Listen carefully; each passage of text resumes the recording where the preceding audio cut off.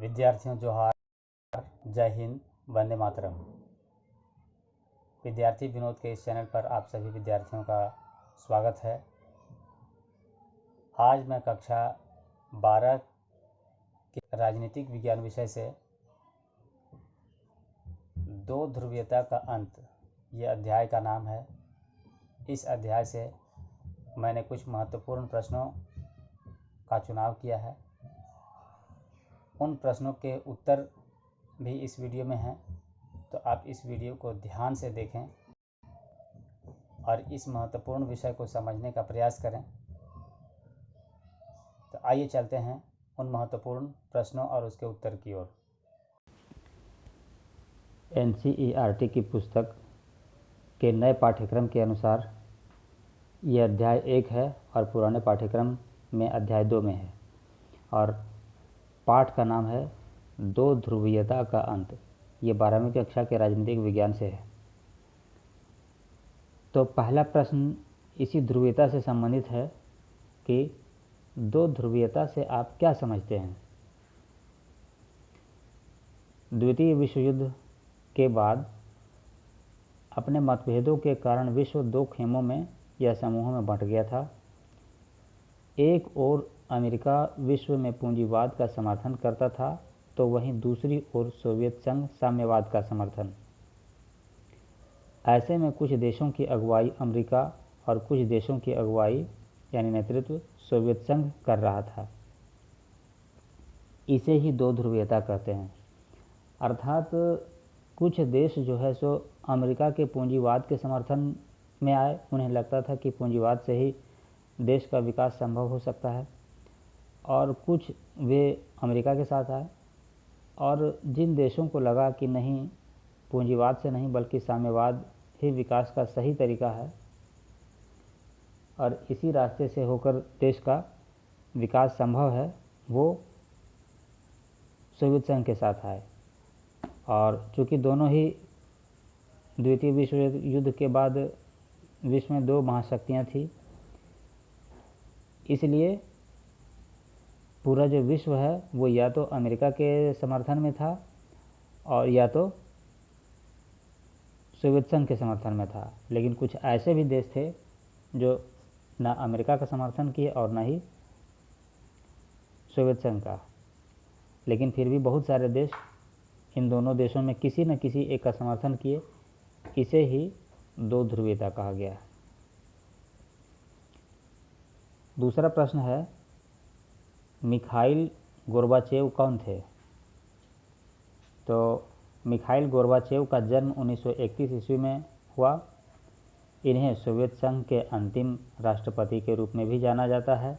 अंतिम राष्ट्रपति इसलिए क्योंकि इनके ही कार्यकाल में सोवियत संघ का विघटन हो गया था। अपने राष्ट्रपति के कार्यकाल 1985 से 1991 तक में इन्होंने सोवियत संघ में पेरेस्ट्रोइका, ये पेरेस्ट्रोइका एक रूसी शब्द है, इसका अर्थ होता है पुनर्रचना, और ग्लासनोस्त भी रूसी शब्द है और इसका अर्थ होता है खुलेपन, के राजनीतिक और आर्थिक सुधार किए। शीत युद्ध के दौरान अमेरिका से हथियारों की प्रतिस्पर्धा अर्थात होड़ पर रोक लगाई। इसके साथ ही दो हिस्सों में बंटे पूर्वी और पश्चिमी जर्मनी, जो कि 1989 में बर्लिन की दीवार गिरवाकर एकीकरण किया। 1991 में शीत युद्ध को समाप्त किया। मिखाइल गोर्बाचेव के कार्यकाल अर्थात 1991 ईस्वी में ही सोवियत संघ का विघटन हो गया। इन्होंने बर्लिन का तो एकीकरण कर दिया, लेकिन अपने ही देश सोवियत संघ को बचा नहीं पाए।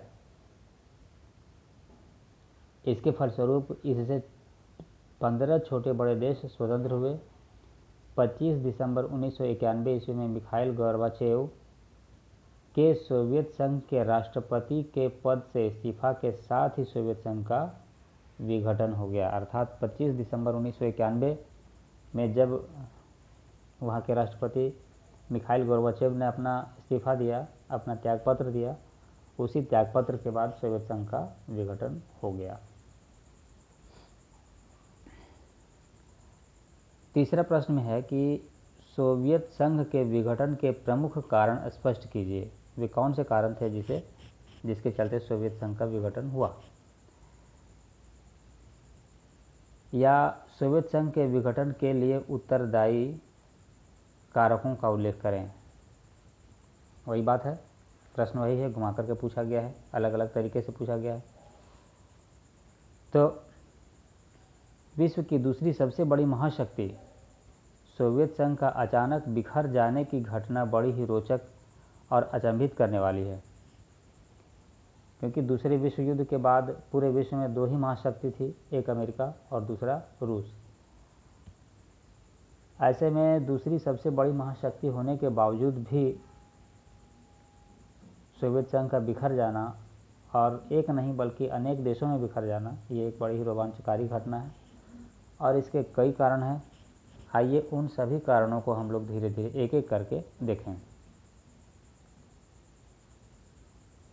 तो राजनीतिक और आर्थिक समस्याएं। पहला कारण में राजनीतिक और आर्थिक समस्याएं। विश्व की दूसरी सबसे बड़ी महाशक्ति होने के बावजूद भी सोवियत संघ के अंदरूनी मामलों में लोगों में राजनीतिक और आर्थिक मोर्चों पर व्यापक असंतोष था, यानी वे संतुष्ट नहीं थे। इसका सबसे बड़ा कारण कई सालों तक सोवियत संघ की अर्थव्यवस्था का गतिरोध यानी रुक जाना था। अर्थव्यवस्था के गतिरोध का कारण कई इतिहासकारों ने अमेरिका से हथियारों अर्थात परमाणु हथियारों और सैन्य साजो सामान पर होड़ लगाना माना है। इससे सोवियत संघ के अधिकांश संसाधनों का उपयोग इसी कार्य के लिए होता था। साथ ही पूर्वी यूरोपीय पिछलग्गू देशों के विकास पर संसाधनों के खर्च से सोवियत संघ का आर्थिक संतुलन बिगड़ा, जो राजनीतिक असंतुलन का भी कारण बना। तो सोवियत संघ में जो पूर्वी यूरोप के जो देश थे जो सोवियत संघ के साथ थे, वे आर्थिक रूप से पिछड़े हुए थे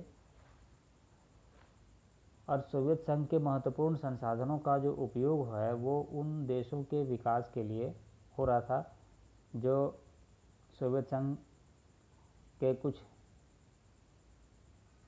जो विकसित देश थे, उनको ये बात अच्छी नहीं लगी और असंतोष का कारण बना। दूसरे कारण में है लोगों की जागरूकता। पहले लोगों में जागरूकता कम थी, अब लोग धीरे धीरे जानने लगे थे, विश्व के अन्य देशों के बारे में भी जानने लगे थे। पहले लोगों को अमेरिकी अर्थव्यवस्था और विकास की जानकारी नहीं थी, पर जैसे जैसे लोगों में इसकी जानकारी बढ़ी, वैसे वैसे सोवियत संघ का अमेरिका की तुलना में पिछड़ जाने का गहरा धक्का लगा, जो उन्हें राजनीतिक और मनोवैज्ञानिक आघात के समान लगा। अर्थात इसके पहले सोवियत संघ की जनता ये मानती थी कि सोवियत संघ जो है सो अमेरिका से आगे है या उसके बराबर में है, लेकिन जब उनको पता चला कि नहीं, अमेरिका का पूंजीवादी व्यवस्था रूस के साम्यवादी व्यवस्था से कहीं अच्छी है और वो देश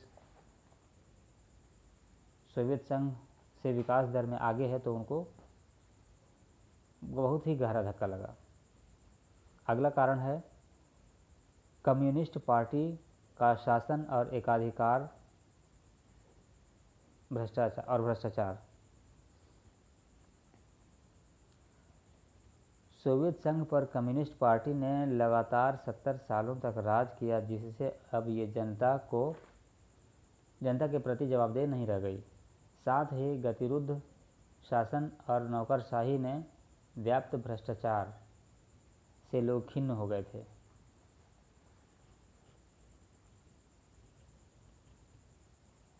यानी 70 साल तक लगातार कम्युनिस्ट पार्टी ने राज किया, जिससे वहाँ सोवियत संघ पर इनके शासन का एकाधिकार हो गया और कम्युनिस्ट पार्टी की पकड़ जो है वो न केवल पार्टी में बल्कि सरकार में भी थी और वो जो चाहते थे वो करवा लेते थे। जनता की बात को सुना नहीं जाता था और न ही वहाँ की नौकरशाह, वो तो पूरी तरह से भ्रष्ट थी और इसके साथ ही संभवतः वंशानुगत भी थी। इसलिए वहाँ की जनता जो है सो वो इन लोगों के व्यवहार से खिन्न थी। अगला कारण है सत्ता का केंद्रीकृत होना।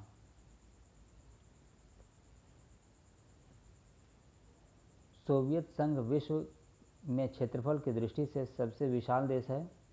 इसके बावजूद इसकी सत्ता का केंद्रीकृत होने से सुदूरवर्ती क्षेत्रों या राज्यों में लोगों का संपर्क वहाँ के शासक से कट गया, जिससे जनाधार भी खिसकता चला गया।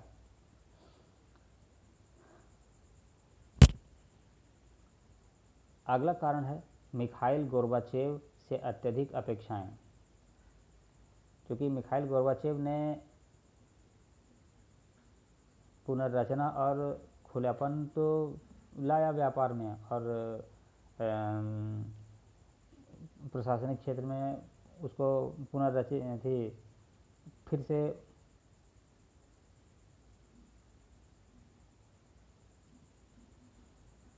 हालांकि 1985 से 1991 में सोवियत संघ के राष्ट्रपति मिखाइल गोर्बाचेव ने कई आर्थिक और राजनीतिक मोर्चों पर सुधार किए और लोगों को इस बारे में जागरूक किया, पर इनके सुधारों ने पहले से असंतुष्ट लोगों के मन में आकांक्षाओं अपेक्षाओं का ऐसा ज्वार उमड़ा जिसका अनुमान किसी ने नहीं लगाया और इस पर काबू पाना असंभव हो गया।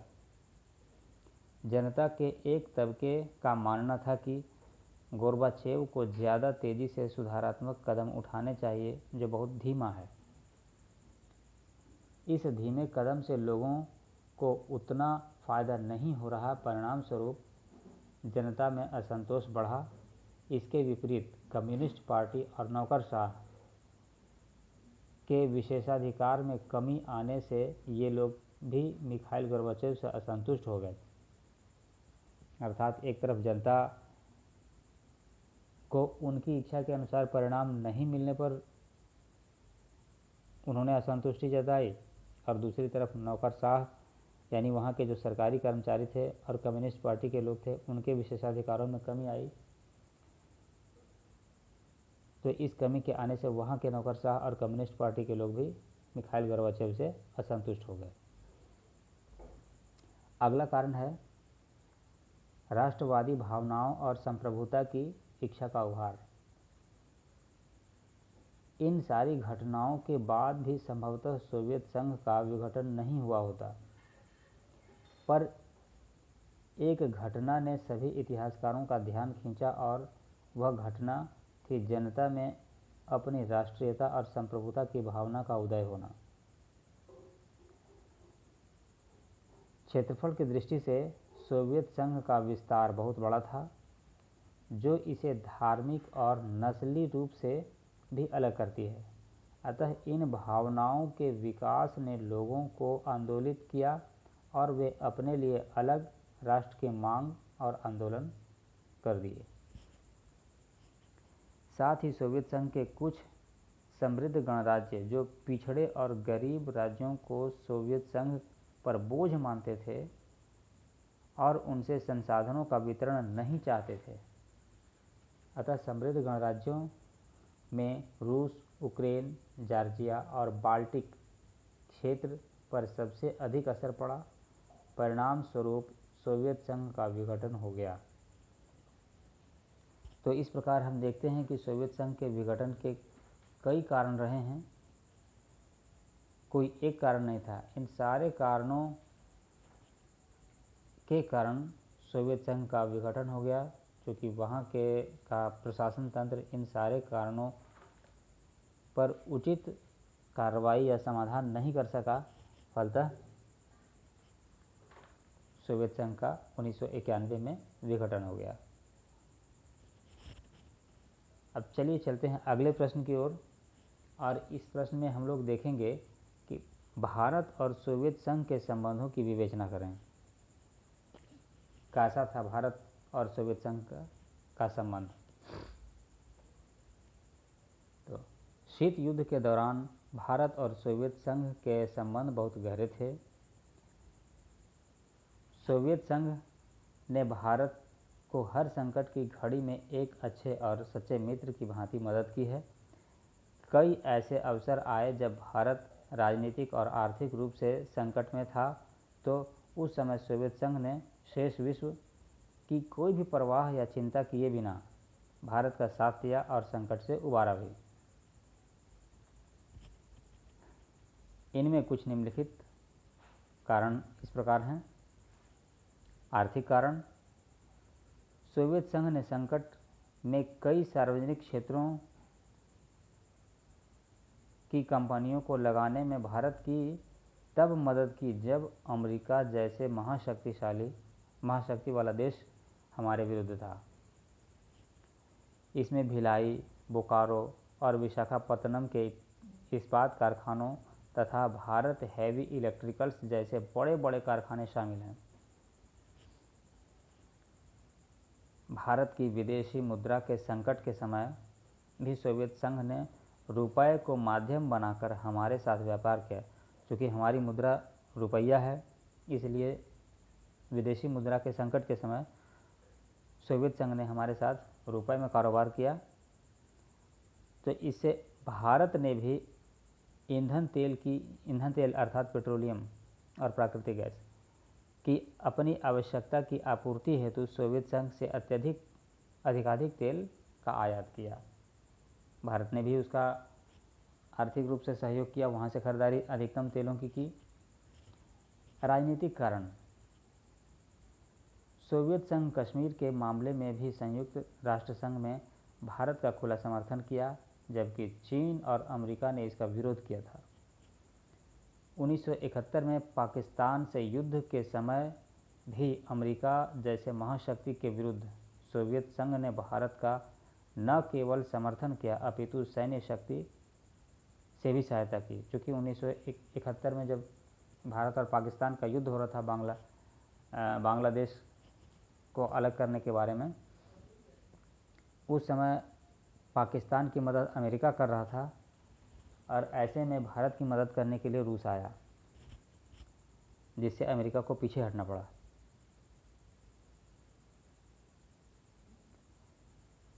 भारत ने भी सोवियत संघ की विदेशी नीति का अप्रत्यक्ष रूप से ही सही किंतु महत्वपूर्ण तरीके से समर्थन किया। इसलिए दोनों देशों ने एक दूसरे का समर्थन और सहयोग किया है। सैन्य शक्ति, अगला कारण है सैन्य शक्ति। सोवियत संघ ने विश्व की परवाह किए बगैर कई बार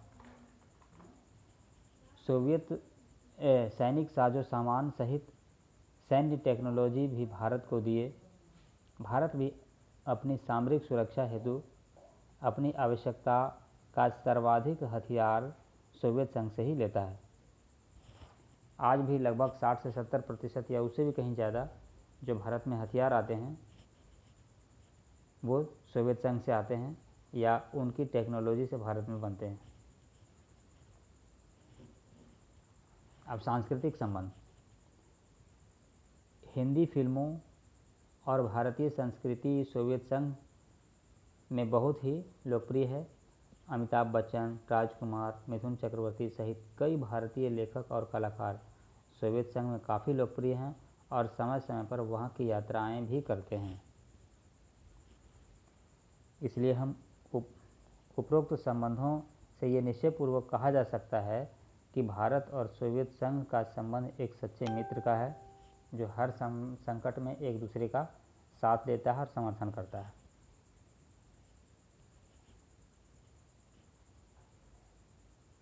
अगला प्रश्न है, पेरेस्ट्रोइका और ग्लासनोस्त से आप क्या समझते हैं? पेरेस्ट्रोइका और ग्लासनोस्त, ये मिखाइल गोर्बाचेव के संबंध में जब प्रश्न आया था तो उसमें ये एक शब्द आया था। चलिए इसके बारे में इस प्रश्न में विस्तार से जानते हैं। सोवियत संघ के राष्ट्रपति मिखाइल गोर्बाचेव द्वारा चलाया गया महत्वपूर्ण योजनाओं में से पेरेस्ट्रोइका और ग्लासनोस्त है। ये महत्वपूर्ण योजनाएं थी सरकार की। गोर्बाचेव को इस बात का ज्ञान था कि वर्तमान नौकरशाही व्यवस्था में कई कमियां हैं जिन्हें बिना दूर किए अथवा पुनर्रचना किए संघ का विकास संभव नहीं, संघ अर्थात सोवियत संघ का विकास संभव नहीं और अमेरिका से प्रतिस्पर्धा करना भी। अतः उसने प्रशासनिक क्षेत्र में पेरेस्ट्रोइका अर्थात पुनर्रचना की शुरुआत की, यानी प्रशासन को फिर से पुनर्गठित किया। इससे सोवियत संघ की जनता में आशाओं का ऐसा उबाल या उफान आया जिसकी किसी ने कल्पना भी नहीं की थी। जनता तुरंत सकारात्मक परिणाम चाहती थी जो असंभव था। फलतः जनता का भरोसा गोर्बाचेव के प्रति कम होने लगा और असंतोष बढ़ता चला गया। सुधारात्मक कार्य तो गोर्बाचेव ने किया और इसके परिणाम भी आ रहे थे, लेकिन जिस तेज़ी से वहाँ की जनता परिणाम चाहती थी उस तेज़ी से परिणाम नहीं आए। फलस्वरूप वहाँ की जो जनता है वो उनको ऐसा लगा कि हमारे लिए ये राष्ट्रपति ठीक नहीं है। दूसरी महत्वपूर्ण योजना थी ग्लासनोस्त यानी खुलेपन की। ग्लासनोस्त एक रूसी शब्द है जिसका अर्थ है खुलापन। गोर्बाचेव ने सोवियत संघ की गिरती अर्थव्यवस्था को सुधारने और फिर से समृद्धि लाने के लिए अपने व्यापारिक नीतियों में बदलाव कर पूरे विश्व के लिए खुलापन लाने अर्थात कर में विशेष छूट देकर विश्व के उद्योगपतियों और व्यापारियों को आमंत्रित किया। पर शायद उनकी नीतियां उद्योगपतियों और व्यापारियों को समझ नहीं आई या वे इसे ठीक से समझा नहीं पाए। जो भी कारण रहा हो, या तो गोर्बाचेव इसे ठीक से समझा नहीं पाए या उद्योगपति या व्यापारी उनके इस नीति को समझ नहीं पाए, जिसके चलते उन्होंने रुचि बहुत कम दिखाई, इसे ठीक से समझा नहीं पाए, जिससे सोवियत संघ का विदेशी मुद्रा भंडार गिरता गया। अर्थात उनके इस महत्वाकांक्षी योजना ग्लासनोस्त अर्थात खुलेपन की विफलता ने भी सोवियत संघ के विघटन में महत्वपूर्ण भूमिका निभाई। तो इस प्रकार से हम देखते हैं कि हमें समझ में आता है कि पेरेस्ट्रोइका और ग्लासनोस्त क्या है। मुझे ऐसी आशा है कि आप सभी इस विषय को ठीक तरीके से समझ पाए होंगे। तो इसी तरह से मेरे चैनल से जुड़े रहें। मैं इसी तरह की जानकारी भरा वीडियो अलग अलग विषयों पर लाता रहूँगा। हमारा उत्साहवर्धन के लिए लाइक, शेयर और सब्सक्राइब ज़रूर करें। आप सभी का बहुत बहुत धन्यवाद।